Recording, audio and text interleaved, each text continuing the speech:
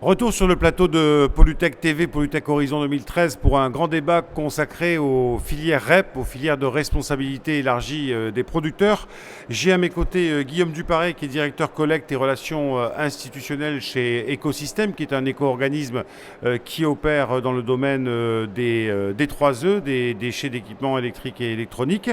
Face à lui, Jonathan De Cotigny, directeur de cabinet du CIMIDEM, qui est un syndicat, il nous en parlera plus en détail, du nord de la France. Alors, en préparant l'émission, je lui ai demandé quelle était la ville-centre. Il me dit c'est Lille, Lens, Valenciennes et un peu la Belgique. Donc, c'est un très grand territoire.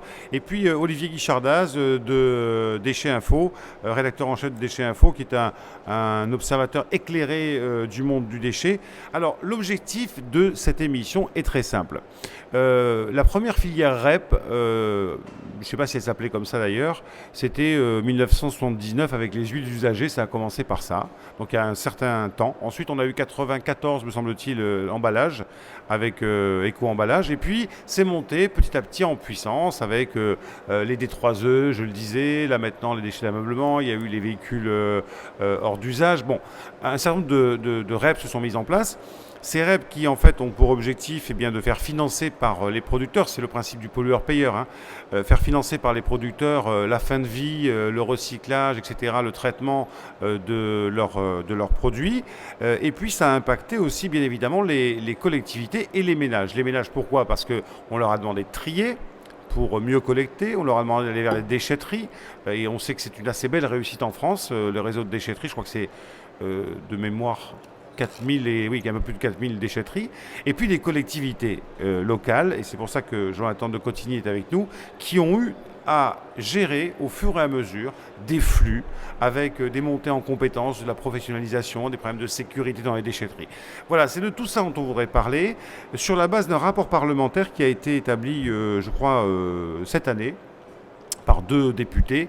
Nous avions convié ces deux députés à venir, mais vous savez qu'ils ont des agendas assez chargés, donc on se passera de leur lumière, mais ils ont remis un super beau rapport de 130 pages qui fait un état des lieux des REP en France. Voilà, le débat est posé.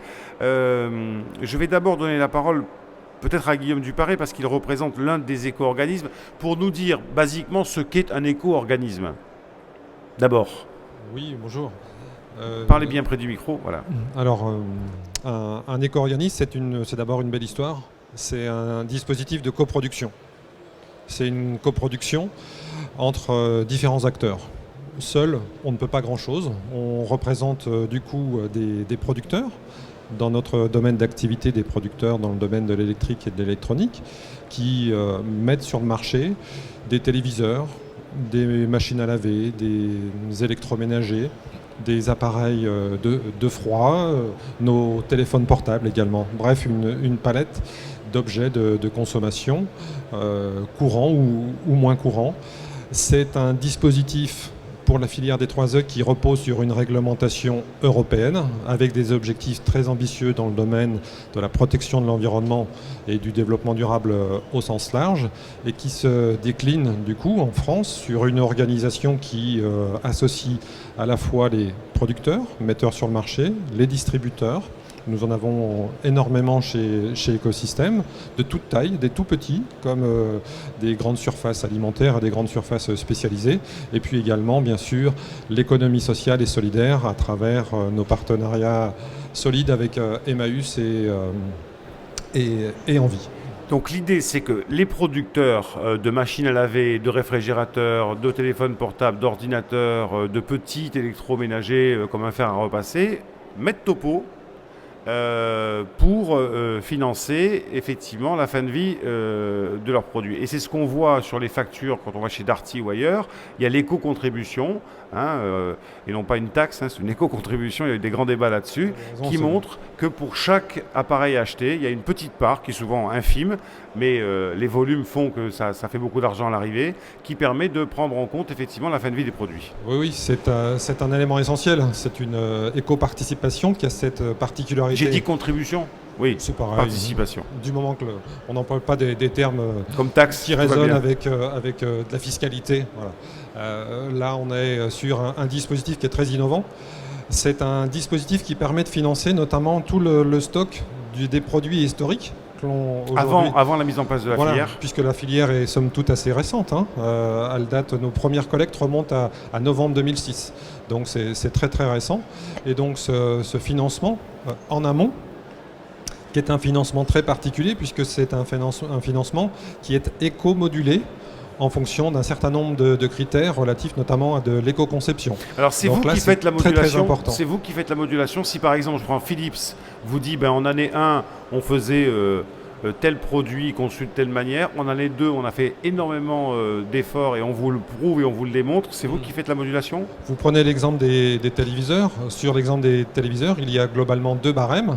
Un qui récompense une politique de recherche et de développement profonde en amont, parce que pour les rétroéclairés des téléviseurs, vous avez une technologie au mercure ou vous avez une technologie au LED. La technologie au mercure, elle est pénalisée. Voilà. Tandis que la technologie OLED a un barème écosystème du coup qui s'applique. C'est bien notre difficulté, c'est ce qu'on a proposé aux parlementaires, puisque le succès de la filière repose sur un certain nombre d'acteurs, dont les pouvoirs publics, dont les parlementaires. C'est de se dire, nous, on a fait déjà en France sur cette écomodulation des choses importantes. Il faut désormais que l'on le fasse dans un cadre européen. Et le succès de la filière, je prends l'exemple de l'éco-conception, il repose également sur d'autres actions au niveau européen cette fois, puisque sur le domaine de l'équipement électrique et électronique et de la fin de vie, la France est très très en avance sur un certain nombre de pays et on n'a surtout pas à rougir par exemple de nos amis allemands, de nos amis espagnols, puisque en très peu de temps on a peut-être démarré un tout petit peu tard, mais grâce à l'appui des partenaires, grâce à l'appui des distributeurs. Aucun pays d'autre en Europe a de tels volumes liés à la distribution sur la récupération des produits électriques dans le cadre du 1 pour 1 notamment, peut-être demain, on l'espère, du 1 pour 0.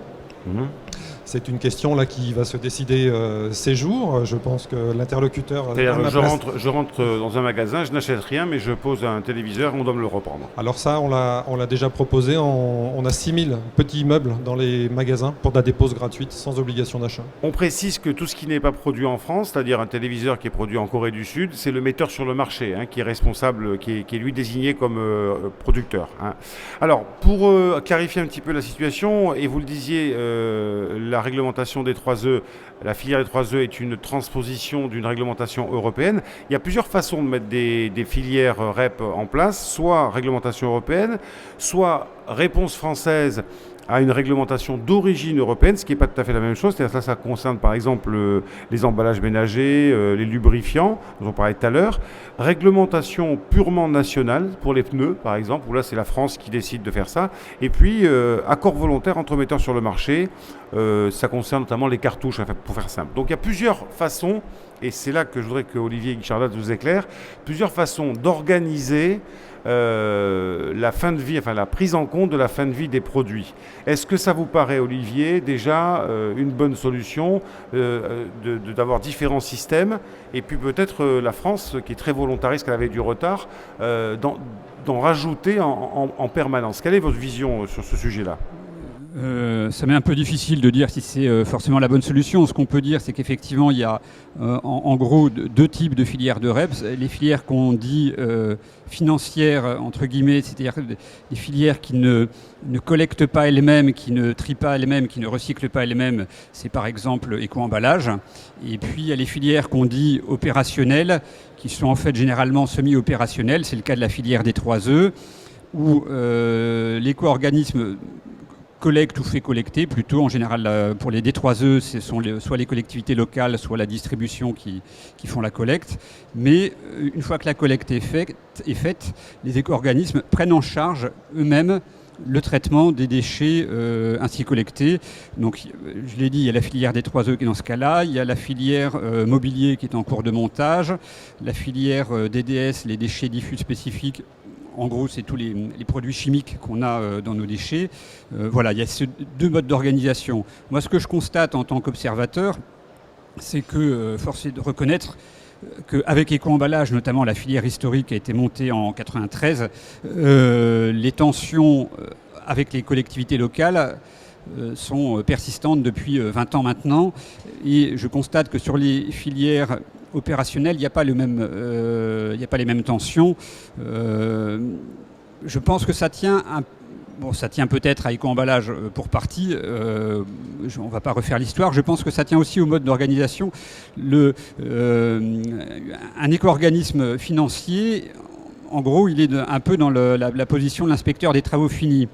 Il donne de l'argent et puis s'il estime que ou si en fonction des critères établis le travail est selon lui mal fait ou pas correctement, il en donne un peu moins, etc. Et, du coup, ça met les collectivités dans une situation qui est quasiment intenable. Un éco-organisme opérationnel, il a les mains dans le cambouis. Il sait que c'est compliqué d'aller chercher les déchets, il sait que c'est compliqué de les traiter, etc.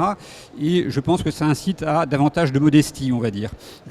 Et je pense que c'est une des raisons pour lesquelles les tensions sont moindres. Jonathan de Cotigny, vous êtes donc directeur de cabinet du CIMIDEM, un syndicat qu'on va rapidement présenter. Alors, le CIMIDEM, en fait, c'est un syndicat de traitement de déchets donc, dans le nord de la France. Nous représentons 48 communes donc, en périphérie sud de la métropole lilloise. Avec quelles compétences ? Traitement des déchets. Et nous représentons 120 000 habitants.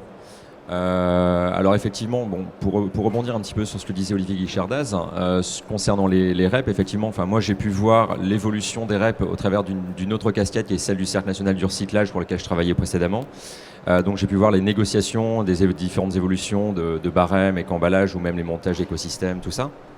Et aujourd'hui, j'ai les mains dans le cambouis et je mets en place en fait ces REP opérationnelles ou financières au sein de ma collectivité.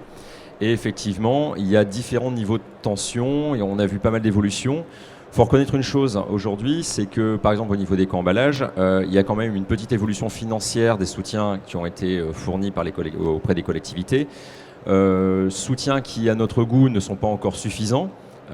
Puisque aujourd'hui, très clairement, la part de prise en charge des déchets d'emballage ménager n'est pas assez importante, puisque nous avons quand même beaucoup de frais qui ne font qu'augmenter. Les charges de tri, donc c'est beaucoup de personnel, ne font qu'augmenter. Nous allons avoir la TVA qui va augmenter au 1er janvier. Nous avons également, par exemple, dans le cadre de la collecte des déchets, des coûts liés au carburant qui ne font qu'augmenter également depuis plusieurs années. Par contre, le barème en soi d'éco-emballage n'augmente pas en cours d'année, malgré les demandes répétitives des collectivités de mettre en place ce qu'on appelle la clause de revoyure pour réadapter au système financier aujourd'hui l'évolution. Je vais me faire un petit peu l'avocat du diable, c'est que éco-emballage met en avant aussi les résultats, le pourcentage d'emballages qui sont recyclés. On va essayer de pas se focaliser là-dessus parce que sinon on risque d'y passer un certain temps, mais je comprends très bien et j'entends Olivier et je vous entends sur les tensions qu'il y a entre l'aspect purement financier des choses, c'est je donne de l'argent, et l'aspect beaucoup plus opérationnel. Je voudrais qu'on soit sur l'aspect opérationnel, parce qu'une des questions qui se pose finalement, c'est que vous, enfin pas vous en particulier, mais les syndicats comme le vôtre, ont vu année après année des REP se mettre en place avec des espaces à conquérir sur les déchetteries ou autour des déchetteries, avec des problématiques de sécurité, je vous disais de professionnalisation des agents. Est-ce qu'aujourd'hui, vous pensez qu'on est presque au ras-bord, ou est-ce que vous seriez prêt à accueillir une nouvelle REP ? Accueillir une nouvelle REP, ça va être difficile parce que ce soit au niveau ce qu'on retrouve dans les emballages ménagers ou qu'on retrouve en déchetterie. En déchetterie, il faut être clair aujourd'hui, avec la REP mobilier qui arrive, avec la REP sur les déchets dangereux, même si déjà on collectait déjà ces deux éléments, les déchetteries en encombrant ou en bois ou en ferraille pour les uns, et les DS de toute façon sont séparés, mais je dirais le niveau de tri va être supérieur. On est déjà surchargé en déchetterie aujourd'hui, ça va être difficile de rajouter un autre élément, un très gros élément de tri supplémentaire. Concernant les emballages, puisque la dernière en date au niveau qui est collecté avec le flux emballage, ce sont les papiers avec Ecofolio. Avant, on nous demandait pas spécifiquement de collecter, de séparer cette partie de papier, donc qui sont les journaux, revues, magazines. Donc on avait un flux papier mixte que les collectivités arrivaient très bien à trier sans aucun problème, pas de problème de qualité, pas de problème de revente, des prix même intéressants, des coûts de tri inférieurs. Donc quand Ecofolio est arrivé, il a très fortement incité à la collectivité à trier sa sorte de papier spécifiquement. Donc, ce qui induit aujourd'hui quelques soucis de qualité notamment également des soucis de coûts supplémentaires en termes d'agents de tri, puisque nous avons sur un centre de tri à 10 000 ou 15 000 tonnes, vous allez avoir 1, 2, 3 agents en fait qui vont être dédiés à cette partie, par exemple journaux, revues, magazines. Ce que vous nous dites finalement, c'est la coupe est pleine. Alors, le rapport parlementaire qui a été édité en début 2013, par exemple, dit à peu près la même chose. Hein. Grosso modo, les co-rapporteurs disent qu'il faut faire une pause dans les REP et notamment refaire du recyclage une priorité stratégique. Guillaume Duparé, ça c'est vraiment, voilà, bon, ça paraît frapper au coin du bon sens, comme on dit, mais en dehors de prévoir la fin de vie des produits, il faut quand même regarder la filière aval, c'est-à-dire bien évidemment le recyclage et la valorisation. Vous, dans votre partie, où on en est justement sur cette partie valo et recyclage ? Juste un tout petit mot tout d'abord pour saluer le travail en profondeur réalisé par les parlementaires qui ont auditionné 50 personnes, je crois. C'est un travail impressionnant sur un sujet très technique. Et on a eu la chance d'être auditionnés nous-mêmes. Donc on a effectivement fait passer des messages. Les messages sont les suivants, ils répondent aussi en même temps à la question. C'est globalement sur une filière qui a aujourd'hui 7 ans pour les déchets d'équipement électrique, qui a des objectifs posés par une directive qui a été toilettée il y a maintenant 1 an.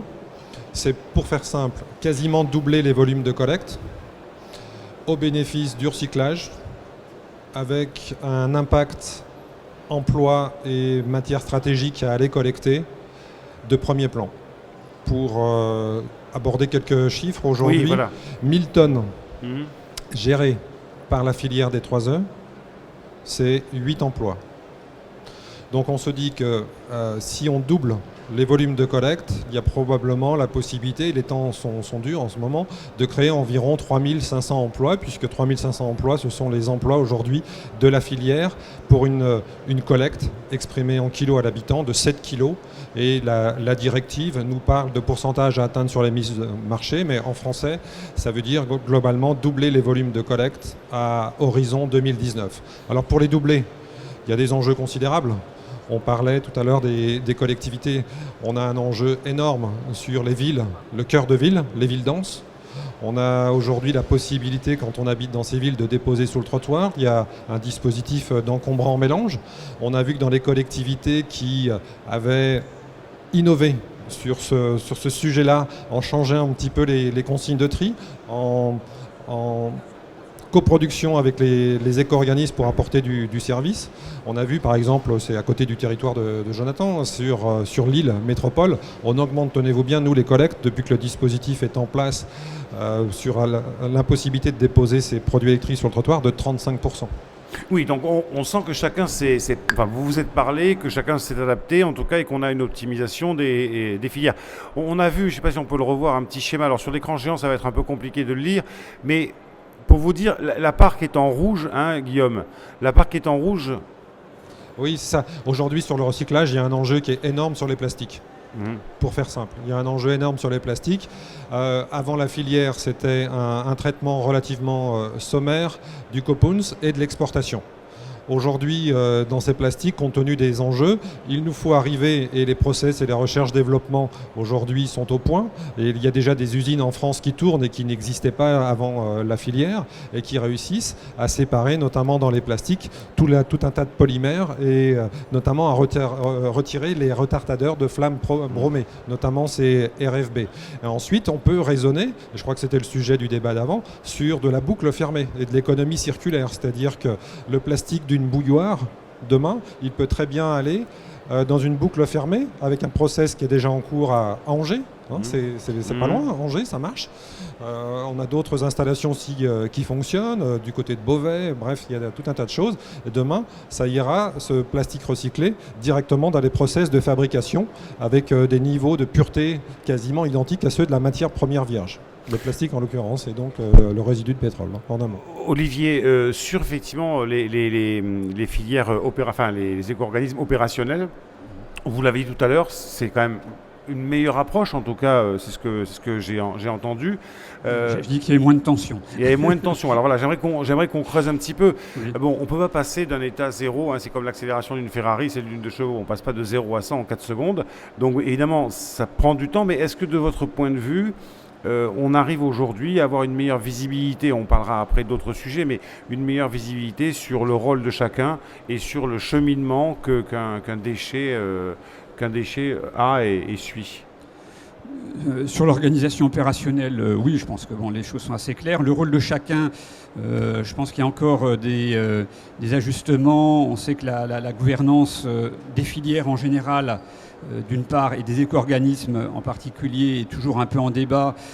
Les collectivités locales demandent à être davantage entendu et impliqué dans la gouvernance des éco-organismes. Mais alors, je vous coupe, quand on parle de gouvernance, est-ce qu'on ne parle pas d'argent? Parce que les collectivités locales, leur rôle, c'est pas forcément d'être impliqué dans ce qui va se passer dans l'aval de la filière. À la limite, elles font leur boulot, puis après, ça les regarde, entre guillemets, ça les regarde pas. Si, ça les regarde, parce qu'elles peuvent communiquer là-dessus. Mais est-ce que la gouvernance, quand on parle de gouvernance, c'est pas finalement, mais on voudrait savoir ce que vous faites de tout cet argent que les producteurs vous donnent? En gros, on est bien d'accord. Les tensions, c'est généralement sur des questions d'argent. Ça va de soi. Éco-emballage, je suis désolé, on y revient, mais c'est un peu la mère de toutes les filières, si j'ose dire, a lancé par exemple mardi une grande campagne de publicité dans la presse quotidienne.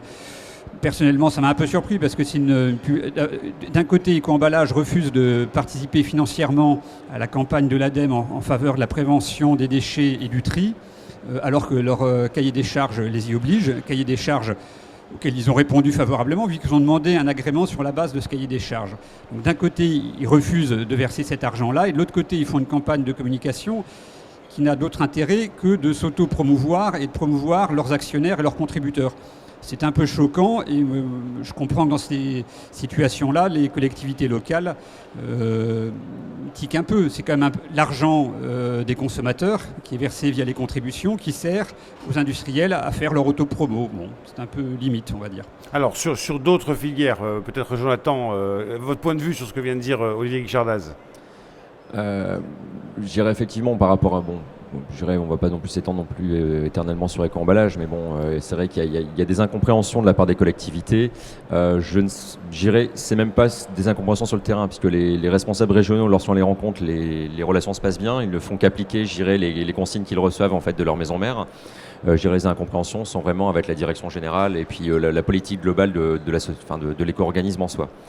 Moi, j'aurais plutôt me concentrer sur les relations vraiment avec les éco-organismes en fait, qui ont une vocation opérationnelle, comme Écosystème, comme Recilum.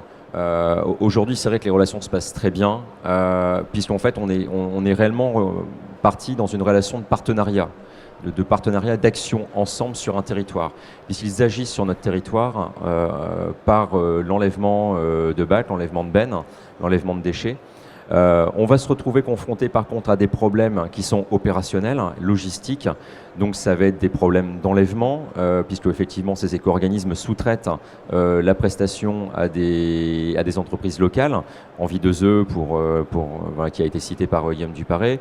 Recilum, ça va être la même chose. On se retrouve confronté à des problèmes, des situations de délai d'enlèvement qui sont assez importants par moment. Et donc c'est vraiment le problème logistique. À côté de ça, c'est vrai que les relations se passent très très bien. Avec Ecofolio, c'est la même chose, ça se passe bien. Et là, il y a les deux petits nouveaux qui vont arriver, qui sont Ecomobilier et EcoDDS. EcoDDS qui, lui, va prendre le même rôle opérationnel que les éco-organismes sur les D3E. Là, par contre, on a un petit peu de crainte en tant que collectivité à voir si les délais d'enlèvement vont être respectés, puisque on se retrouve confronté à un autre problème en collectivité. Le stockage. Voilà, sur les déchets dangereux notamment, c'est le stockage. On n'est jamais à l'abri d'un contrôle de DREAL, et si demain on se retrouve avec 2 fois plus de quantité de déchets dangereux avec un contrôle de DREAL, on se fait aligner tout de suite.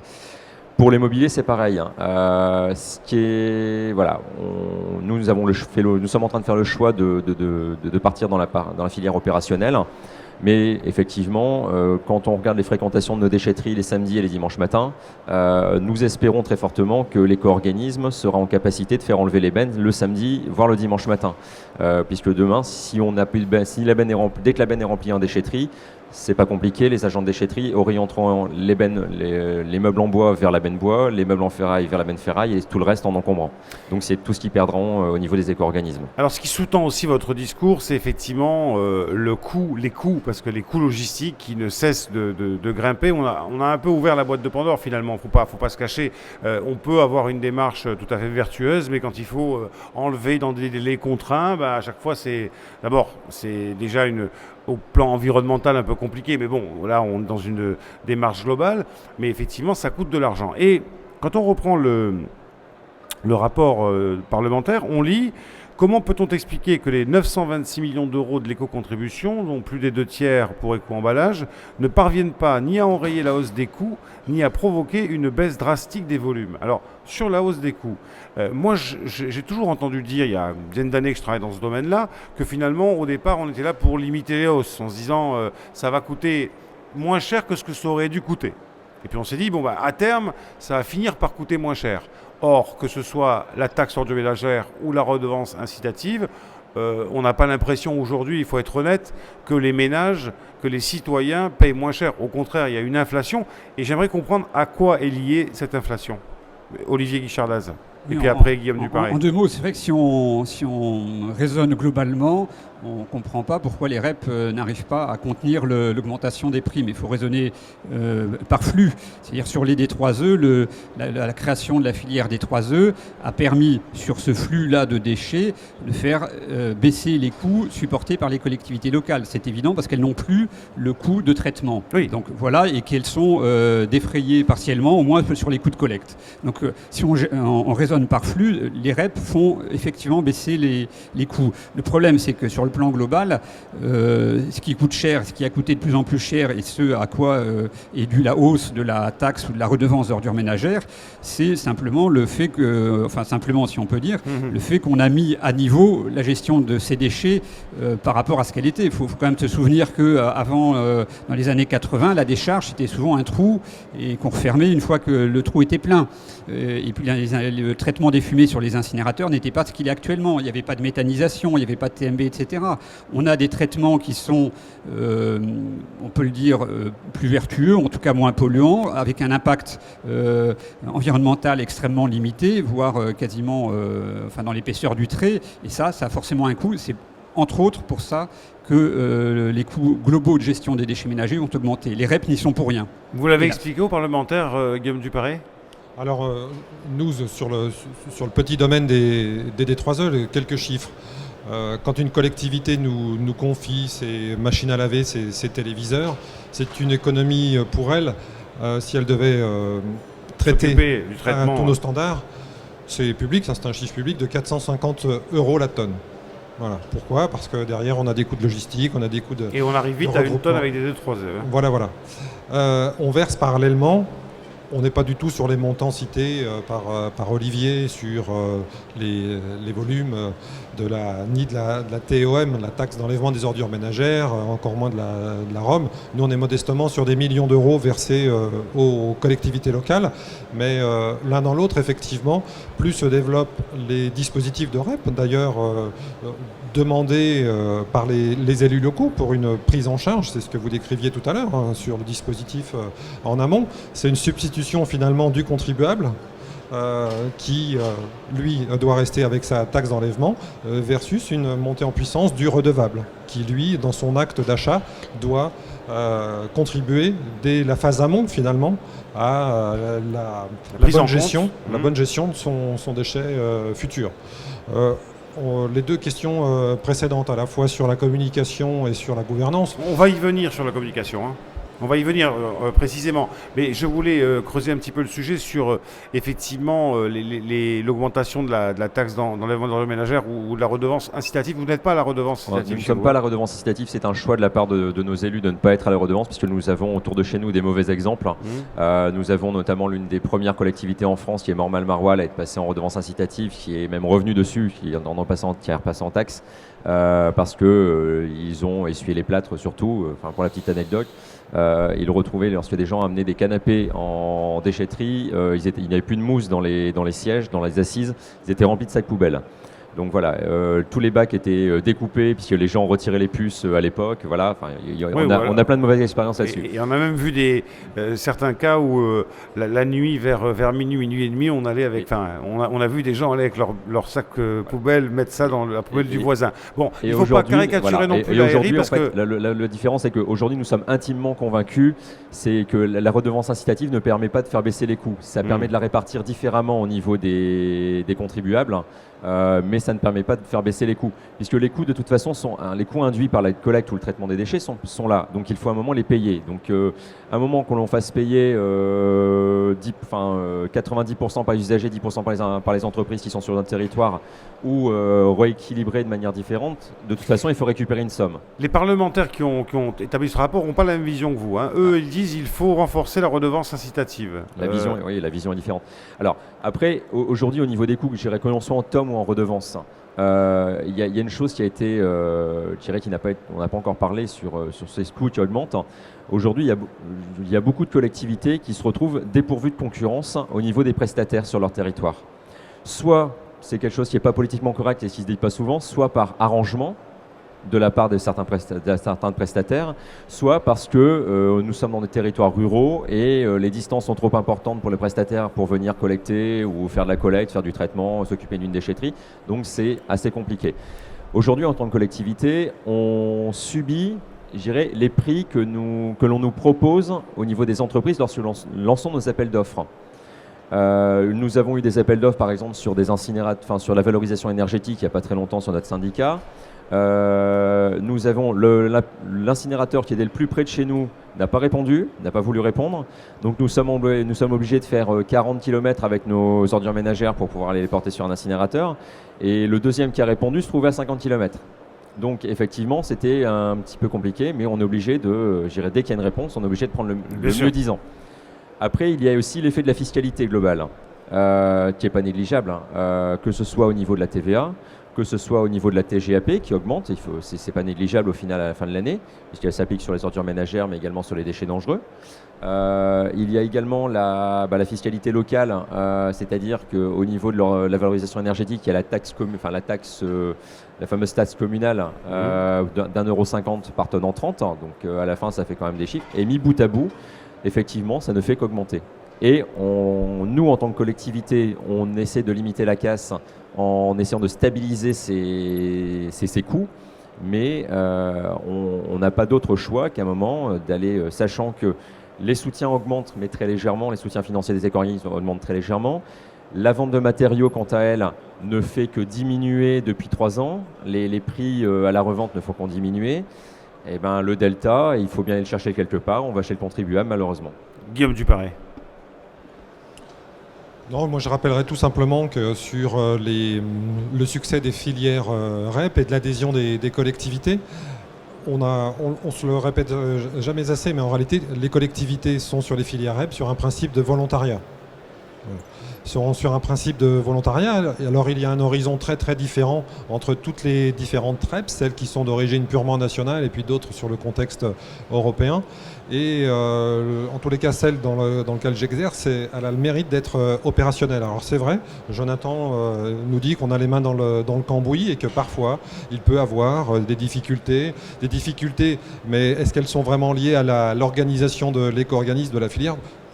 Pour faire simple, aujourd'hui, on a quasiment 4000 déchetteries éco-organisées sur les D3E. Et un certain nombre d'entre elles, pas toutes, fort heureusement, connaissent des problèmes de vol et de pillage. Donc ça nous amène à être directement opérationnel et à proposer des choses efficientes. Sinon, l'élu, on n'est pas en train de dire effectivement que les collectivités sont toutes seules face à tous ces problèmes-là. Et on sait bien qu'il y a des vraies relations. Et je crois que Jonathan tout à l'heure l'a dit, vos relations sont au beau fixe sur ce sujet-là. Olivier, en un mot, puis après on va passer à la gouvernance. Oui, je voulais 2 mots sur la redevance incitative. Intellectuellement, la redevance incitative, c'est un système génial. Ah, c'est super. Voilà, ouais. en théorie, c'est c'est super. En pratique, c'est des fois un peu plus difficile, sans aller jusqu'au cas un peu extrême qu'a raconté Jonathan de Cotigny. Il y a, dans tous les cas, et y compris dans les pays supposés très disciplinés, où la population est, paraît-il, très attentive aux questions environnementales, dans tous les cas, ça génère ce qu'on appelle des effets pervers, c'est-à-dire des dépôts sauvages de déchets, des brûlages sauvages, ce qui est encore plus préoccupant. Les dépôts sauvages, on peut les ramasser. Les brûlages sauvages, quand les fumées sont dans l'atmosphère, on ne peut pas en faire grand-chose. Et donc,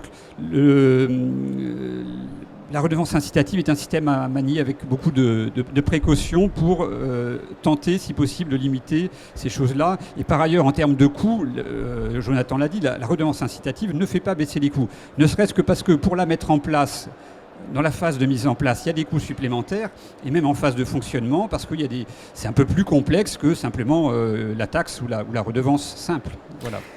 Alors, je viens de me rendre compte qu'on avait vraiment explosé les compteurs en termes de temps, parce que voilà, c'est passionnant et donc forcément on se laisse un petit peu emporter. On va peut-être laisser de côté les questions de gouvernance et dire simplement que ce que demandent les collectivités locales, mais Jonathan, vous m'arrêtez si j'ai une bêtise, c'est d'être beaucoup plus partie prenante, puisqu'on dit grosso modo les éco-organismes ont l'argent, donc c'est elles qui structurent les filières, et on aurait besoin d'être plus proche d'eux. Bon, même s'il y a du dialogue qui existe, on sent toujours cette demande des collectivités, et vous connaissez ça par cœur, Guillaume, d'être beaucoup plus concernés.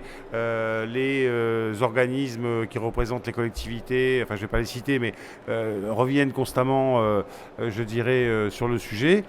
Un dernier point sur la communication. Moi-même, en tant que consommateur et citoyen, j'ai un petit peu l'impression, c'est ce que j'ai eu dans le rapport parlementaire, mais j'ai aussi l'impression qu'on a une communication qui est très hétérogène. On va avoir Récilum qui fait une campagne, Éco-emballage qui en fait une autre, Écosystème qui en fait une autre. Bon, elles sont très belles ces campagnes en plus, elles coûtent de l'argent, et ça fait que Olivier disait tout à l'heure. Mais est-ce que et c'est une question à vous, Guillaume, est-ce que le consommateur a bien compris là le truc? Est-ce qu'il a bien compris qu'il payait pour justement la prise en compte de la fin de vie, mais qu'un tel c'était tel produit, un tel c'était tel autre produit? Je répondrai par une question. Est-ce qu'on trie, par exemple, ne serait-ce que sur notre filière, de la même façon, une cafetière et un téléphone portable? Je vous renvoie une autre question. Est-ce que les éco-organismes ne pourraient pas faire une campagne globale pour dire nous sommes les éco-organismes, voilà ce qu'on fait? Ça existe déjà en réalité. Ça existe déjà puisque Olivier parlait tout à l'heure des prélèvements. Donc nous, en tant qu'éco-organisme sans but lucratif avec un cahier des charges, bien entendu que nous finançons les campagnes. On les voit d'ailleurs en ce moment sur les télévisions, les campagnes de l'ADEME. C'est des campagnes multifilières. Et donc là, c'est important. Et c'est des sommes non neutres que l'on verse au pouvoir public au sens large. Et donc nous, on n'est pas dans la polémique pour dire non, on ne veut pas, parce que même si c'est dans notre cahier des charges, on ne veut pas. Donc vous avez votre communication distincte éco-système. Il y a plusieurs niveaux. Il y a plusieurs niveaux. Il y a celle qui est faite au niveau national, multifilière, sur la prévention. Sur c'est l'ADEME. C'est porté par l'ADEME. Avec de la concertation en amont sur les messages. Après, il y a vos campagnes à vous. Voilà. Et puis ensuite, il y a la communication terrain. Voilà, qui est dans votre cahier des charges. Avec des équipes qui sont sur le terrain. Alors nous, on n'a pas d'ambassadeur. Voilà, on n'a pas d'ambassadeur puisque c'est quelque chose. On préfère nous agir sur d'autres angles. On apporte du financement aux collectivités locales et puis surtout, on met en place des partenariats avec des réseaux solidaires, avec des réseaux de quartier, etc. Alors ce sont nos ambassadeurs à nous par l'intermédiaire des collectivités locales en faisant des collectes de proximité et on va aussi sensibiliser un certain nombre d'acteurs, notamment les distributeurs. Olivier. Juste une précision, Guillaume Duparé a parlé des prélèvements, pour bien expliquer au public, dans les cahiers des charges des agréments depuis quelques années, il est prévu que les éco-organismes réservent 0,3% du montant total des contributions qu'ils perçoivent pour aider les pouvoirs publics à financer des campagnes nationales, coordonnées, multifilières, etc. Et c'est sur ces 0,3% que Éco-emballage a refusé de payer. Non, mais j'y reviens parce que c'est un sujet d'actualité. C'est vrai que c'est un peu choquant, à tel point que, bien sûr que c'est choquant. Voilà, les pouvoirs publics ont décidé de sécuriser la mesure. Alors ils ont un discours un peu ambigu, ils disent la mesure elle est sûre sur le plan juridique, mais on va quand même la sécuriser. Et il y aura ce qu'ils appellent un vecteur législatif. En gros, ils vont essayer de rajouter un amendement dans un texte législatif pour faire en sorte que ces prélèvements de 0,3% aient force de loi. Et je pense que ça serait une bonne chose. Et par ailleurs, je souscris à ce que dit Guillaume sur la communication de proximité. Je pense que pour inciter au tri, elle est absolument essentielle. Il faut, si j'ose dire, aller chercher les habitants un par un, leur expliquer, parce que le sujet, effectivement, n'est pas simple. Merci messieurs d'avoir participé à cette émission. Bon, ce qu'on peut en retirer finalement, c'est que les filières REP, c'est un bien, effectivement, pour la collectivité, qu'il y a des problèmes de gouvernance, enfin des questionnements sur la gouvernance, pas des problèmes, que la communication, ben là, Olivier a été assez clair, on devrait pouvoir avoir un pont commun pour une communication structurante au niveau national.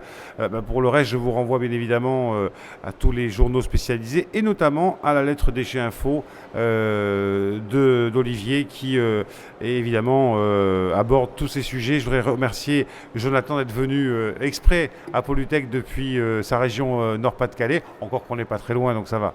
Hein. Merci Guillaume Duparé, merci Olivier Guichardaz. Voilà, une petite pause et on se retrouve dans quelques instants sur le plateau TV de Polytech Horizon.